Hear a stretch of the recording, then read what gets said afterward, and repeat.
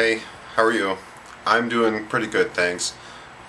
So this last week was a planned maintain because I never let myself get too far below my weight targets, and when I had that cold I was like 5 pounds below my weight targets at the time, so I thought I would maintain this week, and now I'm where I want to be weight-wise. And I've also reached a point where I can look back on my changes in my body composition since my last DXA scan with some perspective. My last DXA scan was on October the 8th, and at the time I was a little disappointed with my results because it was basically it meant that I was losing fat to lean in a 2-to-1 ratio, which was not good enough. So as a result I brought in change 11, which was the protein minimums, and at the time the minimums were 170 grams a day, and as a result between October the 8th and December 17th I lost 9.4 pounds of fat and 2.4 pounds of lean, so that's almost a 4-to-1 ratio, and it's a great improvement, and that is more than enough to get me to where I want to be. So I am upping those protein minimums just to see what effect that has. I'm going to be doing 200 grams a day now, and but I'm pretty happy with the results so far of that. Now, since December 17th there was Christmas, and then I had that cold, and in the 3 weeks after December 17th I only lost 1.9 pounds of fat and I lost 3.2 pounds of lean, which is horrible. But 1 or 2 of those pounds of lean is just glycogen anyway, and I've already recovered that because I'm working out again. Got back to working out, and so my muscles are storing glycogen again. Yeah, just so you know, if you don't know, a lot of people sort of wonder why they might gain some weight or maintain if they start lifting, and it's because normally your muscles retain some glycogen, but if you start working out then the muscles start to retain more of it, because that's what they use for their energy, and it's a stored form of carbohydrate, and also some water weight in there.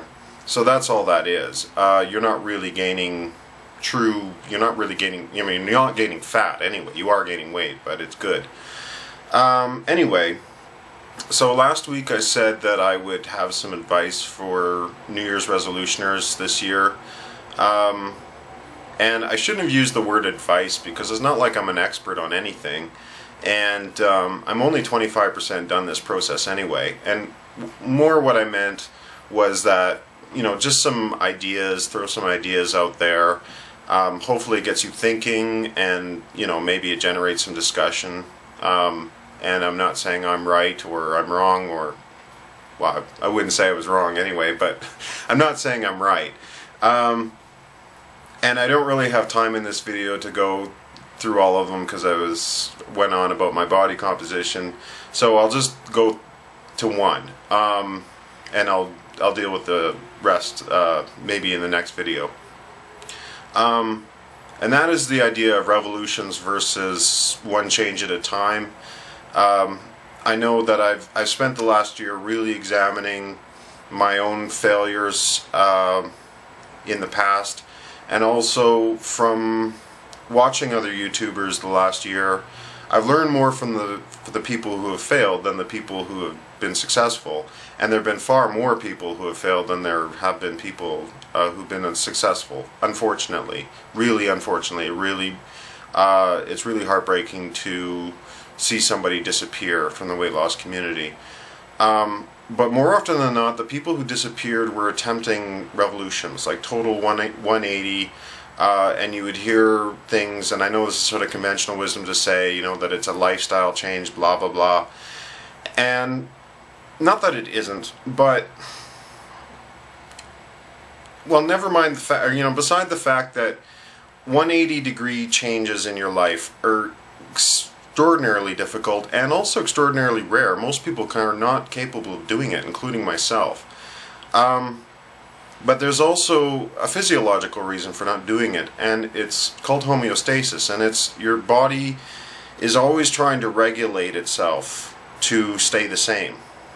And what I often see happen, and what's happened to me in the past, is you do these revolutions, and then you know, you lose weight very quickly for a time, and then you plateau because homeostasis kicked in, and you've got nothing left in your arsenal at that point. But if you do one change at a time, if you do one change and you let it have an effect, and the weight drops for a while, and then homeostasis makes it stop, and then you've got more in your arsenal, you can do another change, and you let that take an effect. And you know, 1 week is not enough time to judge any change. You know, sometimes you know, depending on what change you're doing, it can take up to a month to see you know, the effect in perspective. And often, sometimes it doesn't show up in your weight, sometimes it shows up in your measurements. And yeah, that means slower weight loss, but even the way I see it, it's going to take, and here I'm just talking to the lifelong fatties. I'm not talking to people who, you know, are normal weighted ordinarily or athletic ordinarily, and maybe they just gained some pounds over the years, you know, and they can get back to their old habits easy enough and reacquire their old body. But for the lifelong fatties, you're talking about, you know, to get to a normal weight and maintain it for a lifetime, you're talking about a complete transformation that affects every single system in your body. You're talking about something that affects not only your fat tissue, but it affects your, you know, your skeleton, it affects your muscles, it affects your brain and your brain chemistry, it affects your immune system, literally everything. And the only analogy that I could think of that we all have experienced is puberty. That was the only time where our body completely changed. All of the systems in our body completely changed, and even that process took 3 or 4 years. And so even people who have had like weight loss surgery, and maybe the scale goes down very quickly, but all the other changes are still going to take time. So you may as well embrace that time. You may as well embrace patience and embrace the idea that you know, so that sort of one change at a time approach and losing weight slowly approach doesn't frustrate you. You've already embraced the idea that you have to be patient with your body anyway, because it's a huge transformation you're attempting. But anyway, so that is just an idea I'm throwing out there, and let me know what you think of it. Anyway, have a great week, everybody. I will see you next time. Okay, bye.